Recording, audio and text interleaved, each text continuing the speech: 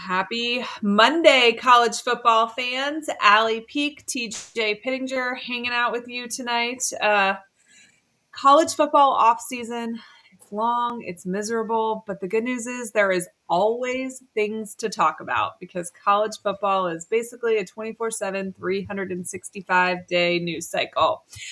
TJ, what do you think ESPN is going to do about the ratings from the national championship game? Definitely down. I mean, there's several things I guess we could point to, but overall, not a great business model for ESPN if the rankings are not going to be what they've been prior to the playoff change. So I don't know how much they care. First of all, I still want to talk about this, but first of all, I think this is bad for college football. And when I say college football, I mean like the fans. It's bad for us. Like the hype around the national championship this year felt less. It felt lower than normal. Yeah. But the powers that be don't care. And the reason why is because they used to get the ratings from 3 games. Yeah. And so now, even if the ratings are lower, they're getting the ratings from, well, there's 11 losers. So they're getting the ratings from 11 games, right? So even if the ratings are slightly lower for the national championship, which they were still 22 million. So it's still like a really good number just in general, just maybe not as good as they would want or have been recently. But the idea that a Notre Dame Ohio State national championship would draw in less ratings than Michigan Washington is crazy. I understand why a national championship that doesn't include a team from the South would draw in less ratings from a championship that did include a team from the South. But the last 2 have not included a team from the South. And as much as I'm not trying to go anti-SEC with this, but I would almost agree with that if they weren't like 2 of the biggest blue blood brands. Like there's no one singular, in my opinion, I'm not going to have a take on this. There's no one singular SEC team, I think, maybe Texas, that has as big of a national brand as Ohio State or Notre Dame. I mean, like those are Alabama and Georgia and that. But here's the thing. I mean, maybe. Alabama closer just from recent success, but football in the South is a religion. We do not have the same amount of NFL teams down here. Southerners are more loyal to their college football fans than they are, or to their college football teams than they are to their NFL teams. The same cannot be said in the South or the Northeast, in the Midwest, on the West Coast. The South is unique in the way that football is king here, right? And so the casual Southeastern Conference fan is tuning into any of the 16 members playing in a national championship. They may not be tuning in to Ohio State and Notre Dame. Whereas I feel like you're not picking up, if you're Ohio State and Notre Dame, you're not, those fans are tuning in to watch the SEC games too, right? Like, I don't know.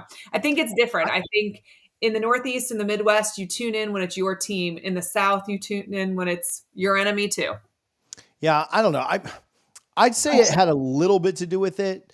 But again, the fact it was down from last year. I think the biggest factor, I mean, I'm not saying that's the biggest factor. I'm saying I think it is a factor, but not maybe the biggest. I think the largest factor is the fact that we had to wait this long. Right. The season's too long. It's too long. And think about this. Next year, the national championship game is currently slated to be played on January 25th. There are teams that play their spring game by March 25th. So in theory, we could literally be 8 short weeks away from spring football. Yeah. That's crazy. So, I mean, and you think about it, right? Like most people's last meaningful game was the Saturday after Thanksgiving, right? Yeah. Like, I know Florida played a bowl, but Alabama played in a bowl on January 1st. Do they really care about it, right? Like, did they really care about I mean, obviously their team didn't, but like that is a long, you've gone into coaching, you've gone into portal, you've gone into so many other things. And so what about this? And I've heard you say this, I've said this too, so I'm not, it's both of us, but I heard Pate say, and people either love or hate him, I think he has really good takes at times. People said for a long time, well, more college football is better, right? Like I'll never complain about more games, but the idea, the idea of scarcity like is real. Like the more you put into like when this thing goes to 16 eventually, and then God forbid it ever go up from that. Like I do think there's such a thing as maybe like MLB's postseason. Like we didn't need to add teams to that, right? Like we didn't need to add game. The NBA took the first round from 5 games to 7 games, and that was unnecessary, right? And so I don't know. I think that again, if you put a college football game on tonight, we would be watching it as opposed. So like we would watch it, right? But the more you have of something, the reason college football was so precious to us is because of you were off for 9 months. Well, now you're really only off for like 6 months, right? Unless you you can put the spring in there too. So I don't know. I thought that was an interesting take. And again, I would never turn down more games. I would watch one tonight. If Florida and Florida State played right now, we'd turn in and watch it, right? Like, but I think he was on to something there. Yeah. I don't, well, first of all, if you are not new to this channel, if you've watched my other channels, you know that I am a BCS gal. I didn't think we needed to get away from that. Okay. And I absolutely love a formula that removes the human element. Because I think every committee does whatever the hell they want, and it's different year in and year out. But I was also that person that was like, I mean, more football is more football. I'll watch the games. I don't think this is necessary. I think it was fixing a problem that didn't exist, but I'll watch more games. But the issue is that it takes so damn long. We've got to figure out a way to move this at a more rapid pace. I don't know if that means we start earlier in August. I don't know if that means that Army Navy doesn't get to be played on its own day by itself anymore. It wasn't this year. They did put a bowl game the night of Army Navy. Now, there was no overlap. It was several hours later. So I don't know if that was them testing it or not, but I don't know.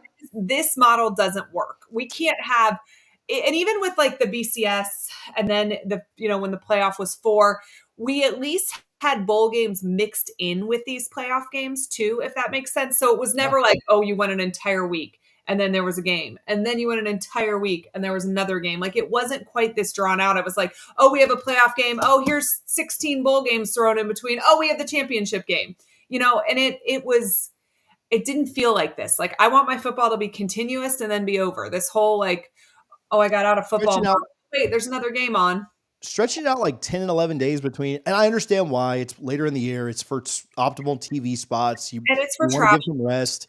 But like, man, stretching it so far out, like 10 days between games. If they'd have just played it, I mean, you think about it, there were four rounds and there were 10 days between each game. If you just cut it down to a week each, we're 12 days earlier, right? We're on January 8th. I'm not a proponent of this at all, but do you think there's going to be any discussions about doing away with the conference championship games to help? I thought about that too. I don't love that either. I think conferences championships should matter, although this year they didn't because 2 teams were in the Natty that didn't win it. But yeah, I don't think the SEC or the ACC and the Big 12 can't make, I mean, they make okay money, but like the SEC and the Big 10 have to make so much money from those that I can't ever see them letting that go.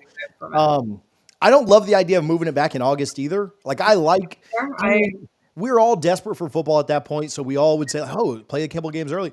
But like, I like the fact that Labor Day is kind of the kickoff. Like we get football all that whole week. So, and I like the week 0 stuff, but like, I don't know. I don't know. I don't know what the best way to fix this is. It's probably to shorten the time between the games. It's probably to move it back to right after the conference championship games. And if you think about it too, the teams that win the conference championship games would kind of get a bye anyway. Like they wouldn't play until 2 weeks. Right. The teams that lose the conference championship games would be playing that very next week, but they don't need 20 plus days off. Like that's kind of, no other sport does that where you get 20 days off from your last game until your first playoff game. That's kind of unnecessary. So yeah, I'd be in favor of. Can we eliminate one of the bye weeks? I mean, we have 2 now. Can we? Well, they're gonna put more teams into it, and so I mean, they're never taking teams for the regular season. Can we move everything up a week by going back to 1 bye week instead of 2? When we had 11 games, we only had 1 bye. So the number of bye weeks is solely determined on the calendar, like how many weekends there are, because they will always start on Labor Day and they will always finish on Thanksgiving. So like last year, there were 2 weeks in between it, but next year, like 2025, there's 2 byes. In 26, those Saturdays line up differently and Labor Day falls differently, and there's only 1. So that does fluctuate. So I don't think you can change that because that's just based on the calendar. Like you're always going to play the Iron Bowl on Thanksgiving. You're always going to play on Right. Labor Day. So, what interesting about this game, it was the third lowest rated college football playoff championship ever. The other two were the COVID year, when ironically was Georgia and Alabama, but for very obvious reasons, people just had other things on their mind. The other one that was lower was Georgia TCU. Obviously, TCU, probably the weakest brand that's played in a national championship, and that game was over by the first quarter. So, like, you didn't get people tuning into the second and third and fourth quarter. So for this to be lower than literally everything else, I saw Herb Street on On3 like talking about like, oh man, why would we want Clemson in a little tiny Clemson? Both of Clemson's national championships were two of the top four. Their matchups against Alabama. So I mean, I don't know. There was a lot going on. People are like, oh, the inauguration, like. They weren't doing stuff at 9 p.m. at that point, right? Like you weren't. Who was still watching CNN at that point? 11:30. If you were still watching it instead of football, we can't be friends. Right, yeah. Like, I mean, I was in the morning. But just being so late, people have moved on mentally. You mentioned that, like the NFL and stuff. Like people have moved on to not only other things like the NFL, college basketball. What their team's going to look like for 2025. They've played their last game 2 months earlier. Florida State was on the 25th, right? That was literally 2 months before, 5 days short of 2 months before. And I know Florida played the bowl, but like, shoot, like who cares at that point, right? Yeah. Most people don't even care about their bowl games anymore, let alone, what's going to happen 6 weeks after that. So I don't know, something that probably needs to be fixed.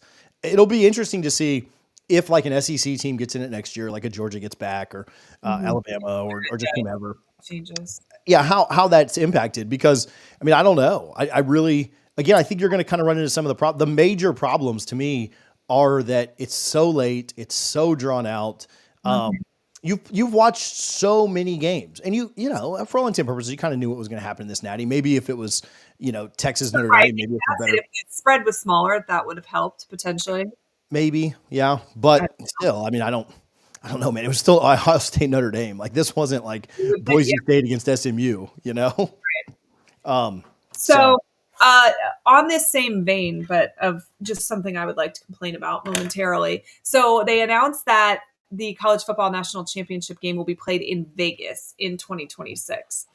I don't love national championship games in places that are not college football towns. And like, I understand that we host games at neutral sites and it's Atlanta or Phoenix or Miami. But honestly, because those bowls have been associated with them for so long, I consider Atlanta a college football town, right? I know they have Georgia Tech, but that doesn't really count. But like the college football Hall of Fame is there. We've played some incredible games there. Championships, yeah. I can wrap my head around that. I can wrap my head around the Orange Bowl in Miami.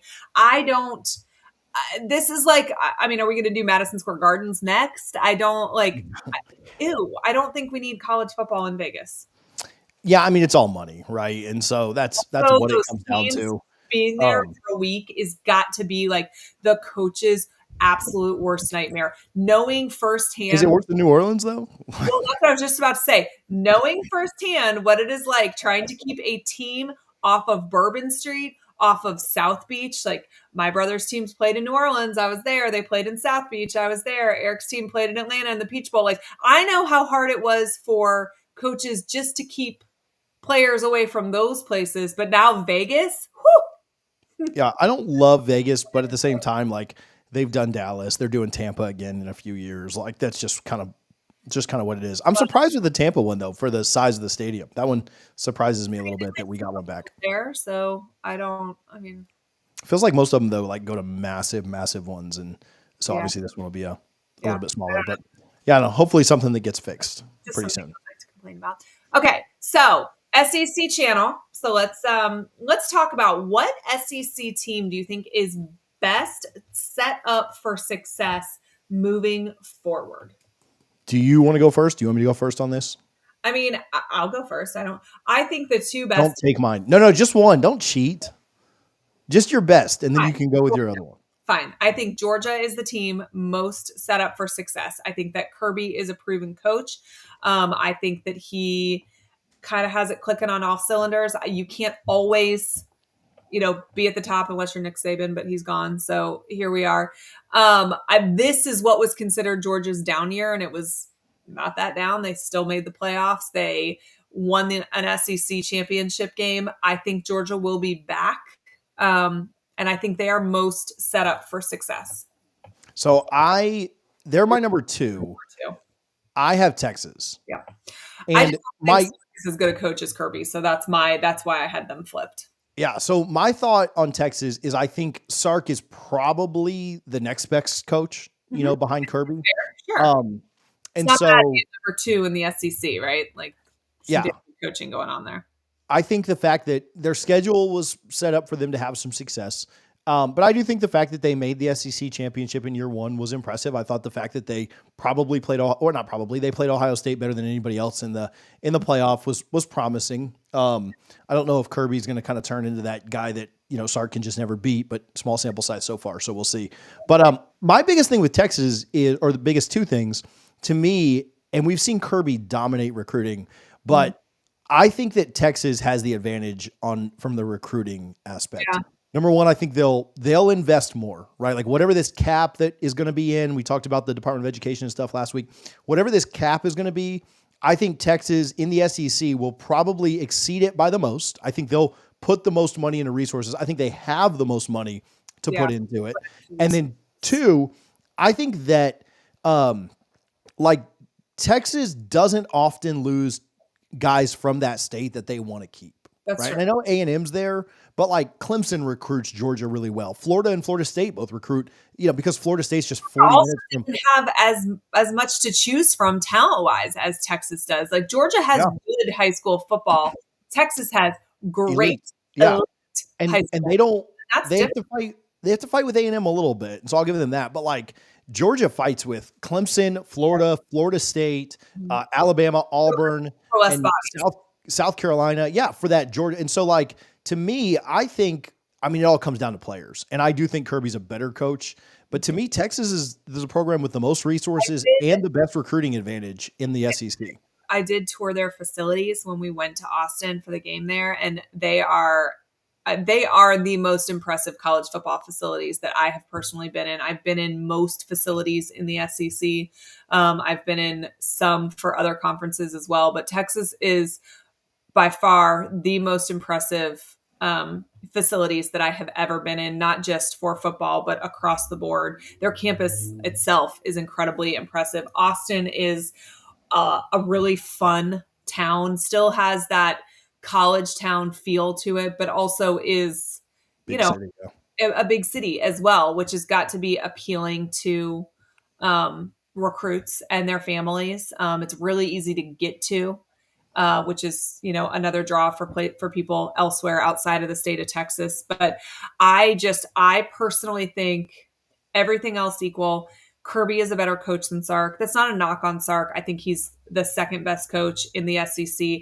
I think if he got an offensive coordinator, he'd be the first best coach in the SEC, but that seems to be a conference-wide issue with people giving up. What about this? Sark recently got an extension, and the report was that a couple of NFL coaches or teams called, and he said, no, I'm not even going to interview. I'm going to lock in here and do this. Now I'll tell you this. I could not see Kirby Smart coaching the NFL, but his name does come up. When the Falcons job is open, and he's never I'm not saying that this is me telling you he's going to go to the NFL, but he's never shot it down Sark did. So to me, long term, if you're a Georgia fan, are you not anywhere near Harbaugh? Everybody knew Harbaugh was going, but are you a little bit well, he could go to the NFL type thing, and obviously that turns Georgia on its head too. I think Sark is not from a hot seat perspective at all, but I think Sark is probably a little bit more locked into Texas than Kirby might be at Georgia. So did you see the interview that Nick Saban did with the Pivot, my friend Channing Crowder and company over there? He talked about the fact that one of his biggest regrets was leaving LSU and going to the Dolphins. And essentially, you are a college coach or a pro coach. There is very, very few that can do both. And, Saban is the GOAT as far as I'm concerned in college football. And he struggled in the NFL, right? And so I think Kirby is a college coach through and through. I think you would see the same kind of outcome as you did for Urban Meyer, as you did for Steve Spurrier, as you did for Nick Saban. Most people are not Pete Carroll, right? Most are the Steve Spurriers and the Urban Meyers and the Nick Sabans, and they dominate college. And part of why they dominate college is the psychological advantage that they have over their players. That is not something that works when your team is making more money than you are. Sark, for some reason, I feel like I liken him a little bit more to Pete Carroll than I do the others. And so it's interesting that he's so dialed in, because if I had to pick somebody that I think maybe could be successful, he might be one of them. But, I don't know. I think you're one or the other. They're interested in Kirby. I don't think that would ever pan out, but it is interesting that, he never calms the rumors, but maybe that's because his agent tells him don't. It helps me out. Could you see Lane in the NFL? I mean, Lane was in the NFL. I saw Lane in the NFL. Yeah. I saw how that went. So I don't think Lane is ever going back to the NFL. Yeah, no. Buckeye for Life says the Rose Bowl should host the national championship every year. Listen. It'd have to be on the first, unless they just did it later, unless they played the Rose Bowl and then play that. Listen, I understand the obsession that the Big Ten and the Pac-10/Pac-12 have with the Rose Bowl. I think it is a bucket list item. I will definitely go. And no, that is not. I think I'd be good with that. It's difficult for people to get to. I don't think it's a true college town. I think that it's so far away from the majority of teams that will be playing in the national championship. I think that's a hindrance to their fans. The stadium itself is actually kind of a dump. It is a gorgeous background to play in. It has got a lot of history. I am here for all of that. No. It can be in the rotation, and I'm okay with that. It does not need to be a permanent spot. I'd be good with it. So, all right, what do we have next? All right, well, let's talk about the top 5 games that we're going to see for the 2025 season. There's going to be obviously a lot of really good matchups. I feel like this year in particular, I look at the schedule and every single week it's like, oh, damn, I want to watch this one. Oh, this one's great. Like we had 12 great weeks of college football this past season, and upcoming season will not disappoint as well. But Let's talk about what we think could potentially be the top 5 games. Obviously, you got to go with Bama, Georgia, right? Like that has been incredibly good and / meaningful every year. Yeah, I see it. Both teams are in such different spots, right? Like UGA, obviously a little bit down for them, but still like a pretty impressive year. Trying to get over that Bama hump. Like Georgia's beat them once in the national championship with Kirby there.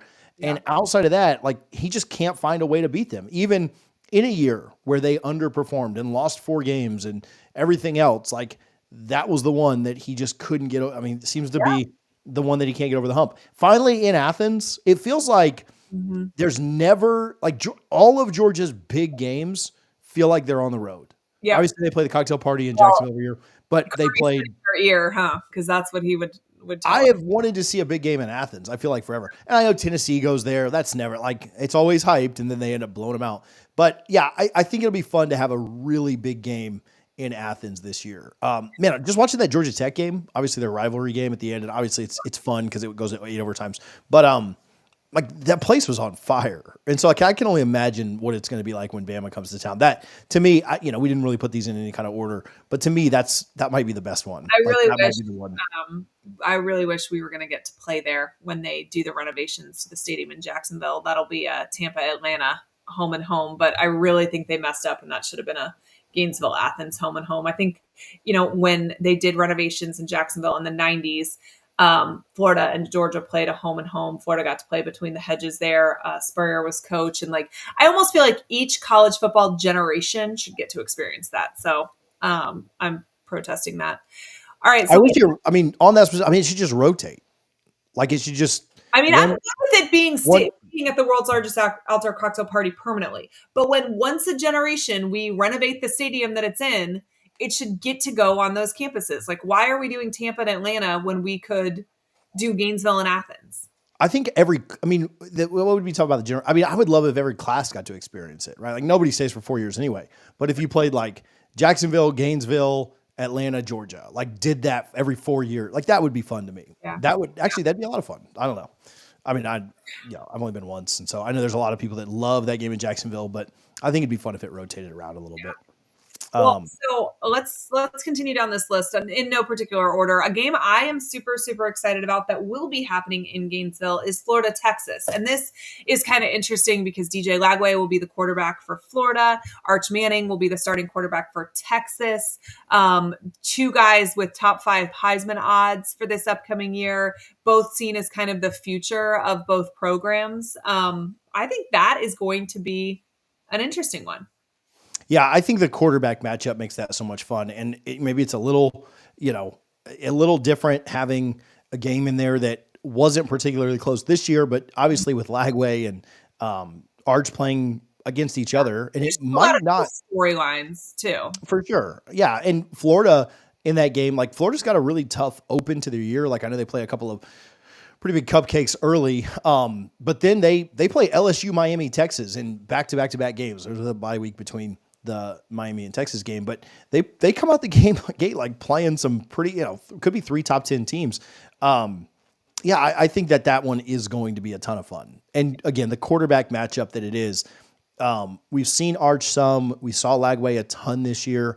Lagway wasn't incredibly impressive statistically, but just made some plays that you were just like, holy crap. He made some better. Yeah. Both guys like kind of in their prove it year, right? Like, I mean, they'll both play, I think, another year, even though Arch has, a year to kind of could go pro. But yeah, I think that that one's a fun one, mostly for the quarterback matchup. Can Florida was Florida's finish? I mean, tell us about it, right? Like, was Florida's finish, were they able to parlay that into a good start next year? Obviously they didn't start very well in 2024. Can they start well, right? And be in that game against Texas? Can they win that game against Texas, right? Like probably the number 2 or 3 team in the country at that point. How that game went this year, if Florida was healthy, if DJ Lagway, if you remember, people watching at home, DJ Lagway did not play in that game. Graham Mertz did not play in that game. Florida essentially did not prepare for that game, right? They were missing half of their defense. They were missing a couple wide receivers.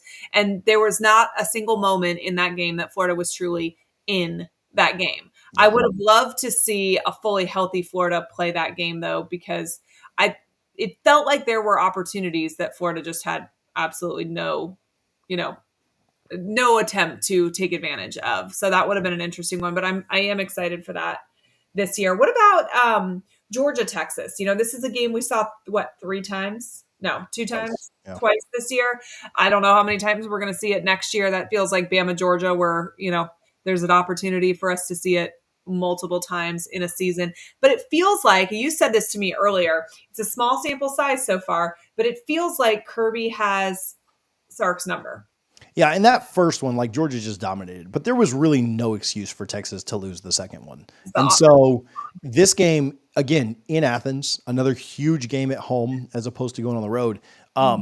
And it does. Like if you had to predict right now, who are the 2 teams that you think are going to the SEC championship in 2025?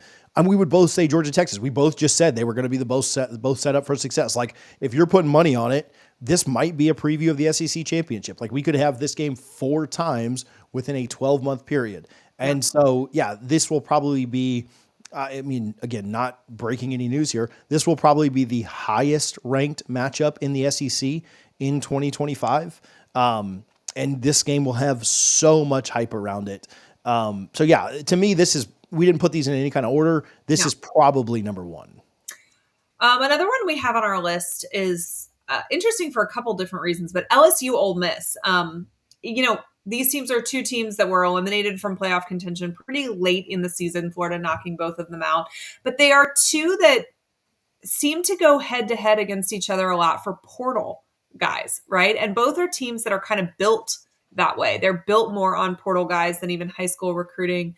And I feel like it's always fun. It's always kind of a wild matchup. Brian Kelly, potentially on the hot seat this year. LSU has seeing Notre Dame win a national championship, or not win, play for a national championship 3 years after he left because there wasn't going to be an opportunity for a national championship at Notre Dame, probably has LSU fans scratching their heads a little bit. I feel like LSU has done, and this isn't a shot, it's going to sound like a shot. Maybe they would agree, but I feel like they've done less with more. Sure. Right? Like in 2020, they have top 5 talent. Yeah, in 2023, to have Jaden Daniels in his second year on your team and still go 9-3, and have two elite wide receivers that are crushing it in the NFL on that team too. Like that, they just haven't been good enough. Like this year, they had everything out in front of them. And then they lost 3 games in a row down the stretch to finish 8-4, losing to, just getting, embarrassed by Alabama. They went on the road and lost to A&M, and then losing in the Swamp, which officially knocked them out of things. They have done less with more. And I think, Brian Kelly at LSU is just good, not great. Right. And so he's got to end that narrative. And then kind of the same thing with Ole Miss. They've won back-to-back 10-win. They've had back-to-back 10-win seasons, which for Ole Miss, it's a little different. First of all, they've been better than LSU, I think, but their expectations aren't as high. Ole Miss. Yeah. But is Lane ever going to get over the hump? Right. Well, is he ever going to get to that playoff? They were on a roller coaster with Lane this season, beginning of the season when Florida was doing poorly and there was talk about would Florida steal Lane Kiffin, Ole Miss fans were incredibly offended, and this was their coach for life. And then they dropped a game or two that they shouldn't, and all of a sudden they weren't sure if maybe they should go ahead and preemptively get rid of Lane Kiffin. They liked him again by the end of the season, but it was definitely not all, sunshine and roses with Lane Kiffin just this very year. Not enough to say he's on the hot seat. I don't think he is, but I would say that Ole Miss fans feel that Lane drops at least 1 game a year that he shouldn't. And this year was 2. And then this year was 2. And that does bother them. Yeah. And they had the big win. It's almost like you had the big win against Georgia, so you maybe get away with one of those losses. You beat Georgia, you lose to Florida, that kind of cancels out. But then to drop the Kentucky game too, that was Kentucky's last win of the year in week 3. You just can't do that. So number 1 and number 2 in the portal rankings right now, LSU first, Ole Miss second. Ole Miss taking 22 guys, LSU taking 16. So a lot of their rosters are built through that. They've done a really good job there. Who does it translate for better? I also think you look at Ole Miss has to play Georgia, and again, another one in Athens. LSU has to play Bama. So you're kind of thinking, and that one's in Tuscaloosa. So you're kind of thinking and both teams typically drop a game they're not supposed to. So if you're thinking that both teams have 2 losses, this one could be for who has that third loss, who doesn't make the playoff, right? Because a 10-2 SEC team is almost assuredly going to get in. And so, if that's the case, this to me feels like it could be an elimination game for the playoff. Get Florida in their hometowns, which is an interesting point of reference as well. So the last team on this list we have the last game on this list we have is the Iron Bowl, which I think is, one of the ones that everybody kind of circles, right? This is generally a huge mashup. Auburn, maybe on the upswing. I don't know. Alabama,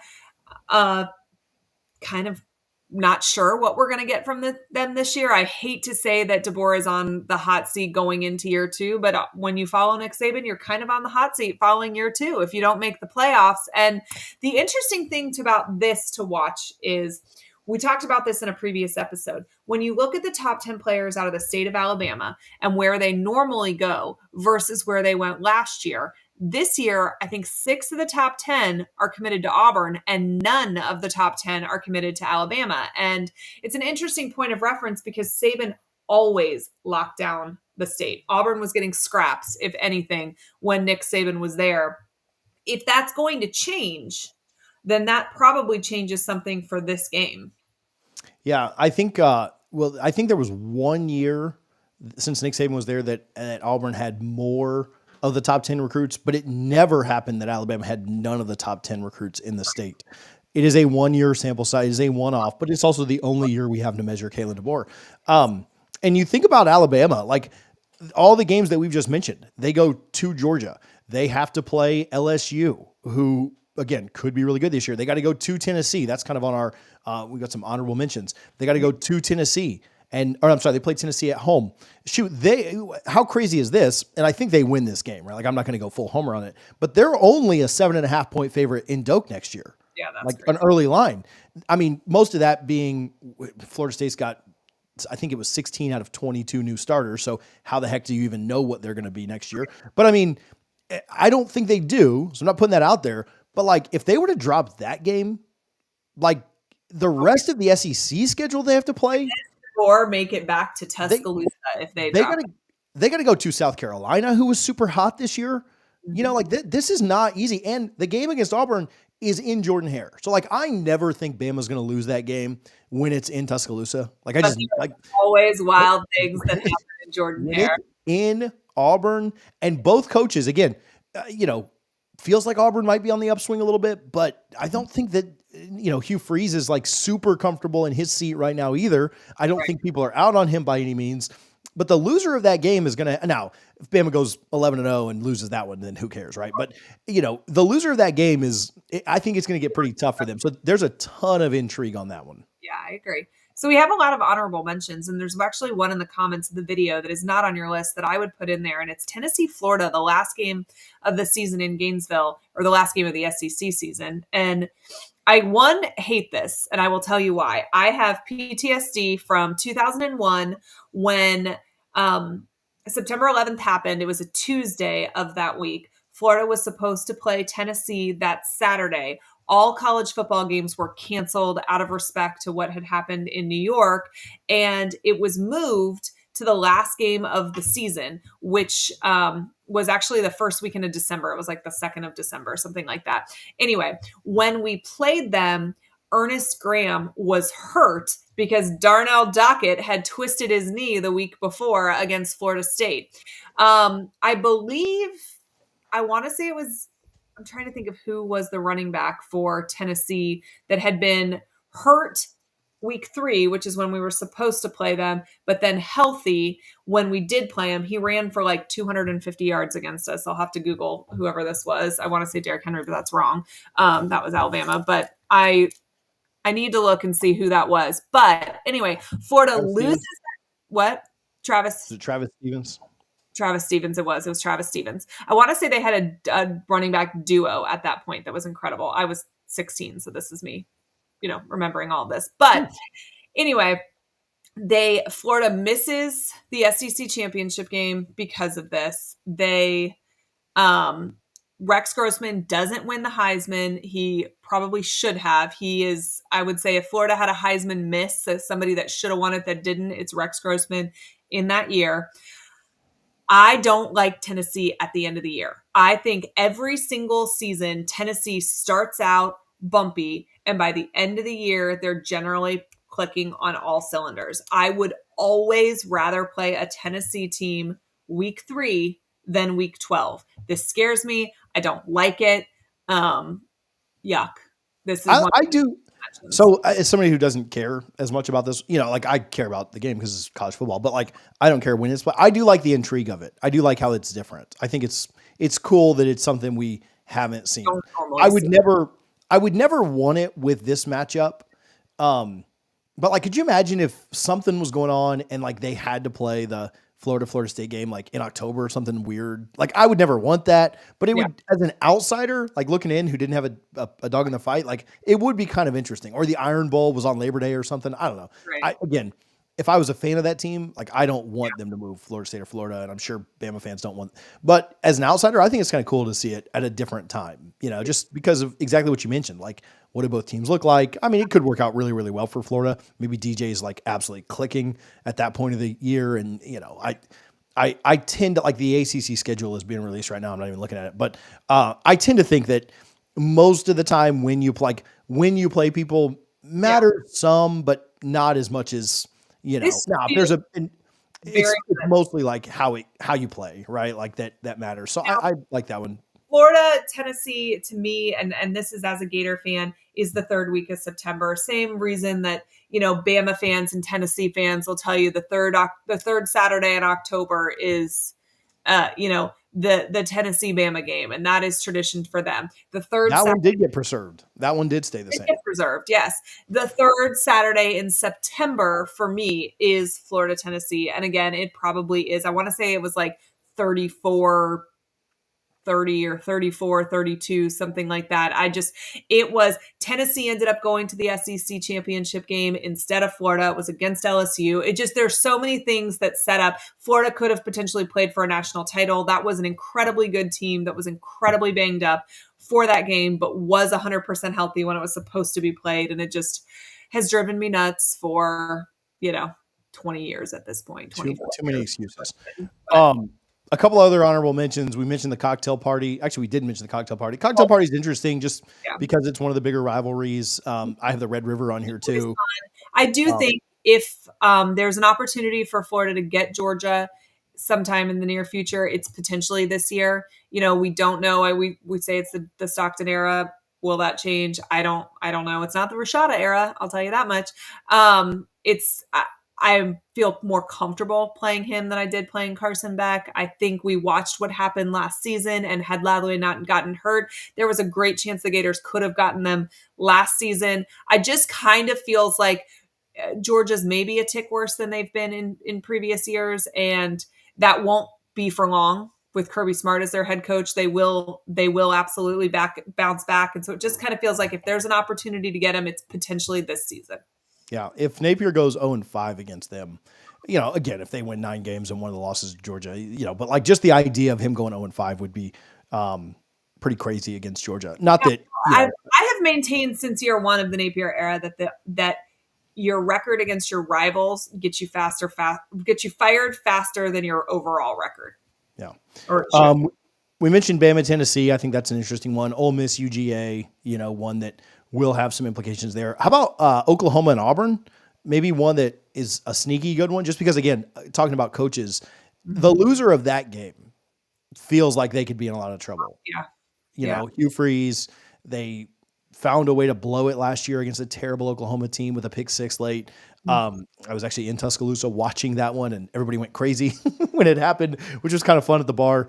And then OU Texas, just a big rivalry. Can Oklahoma bounce back at all? Around that one, and it's so fun. Yeah, so there's some fun ones for sure.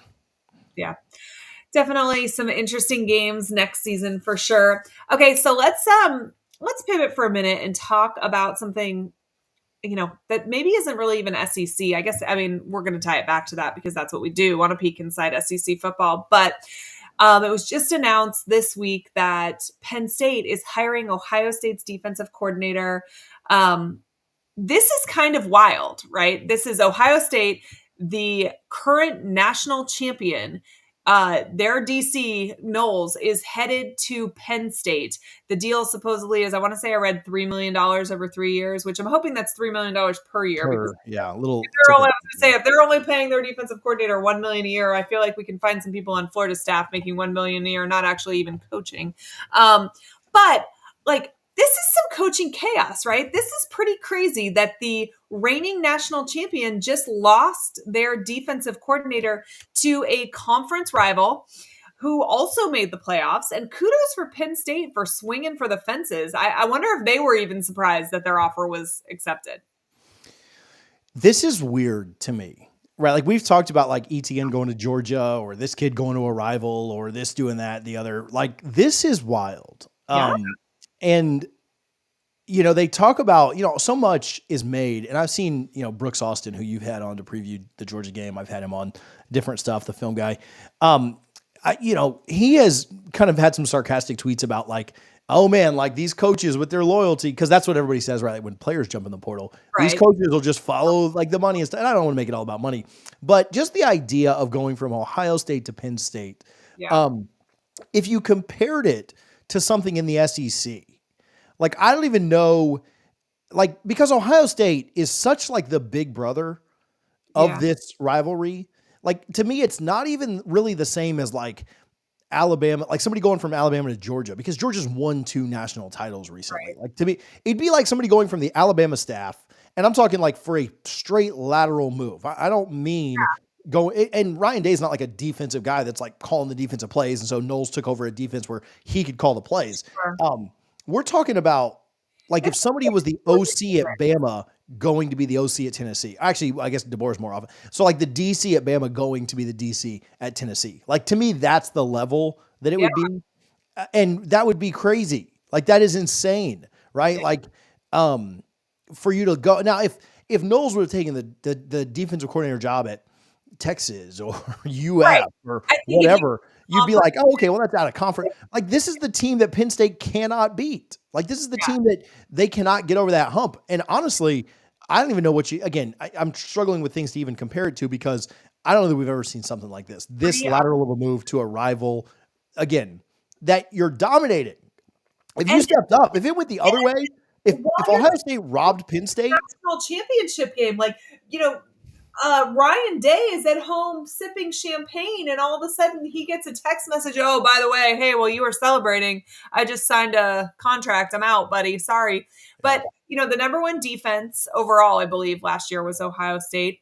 Penn State, thought they needed help in that department. So they literally went to the guy that they needed help beating. If, can't beat them, join them. It is so interesting to me, and it does make you wonder if some of the rumors about Knowles' relationship with Ryan Day not being the best is. It has to be. It has to be part of it.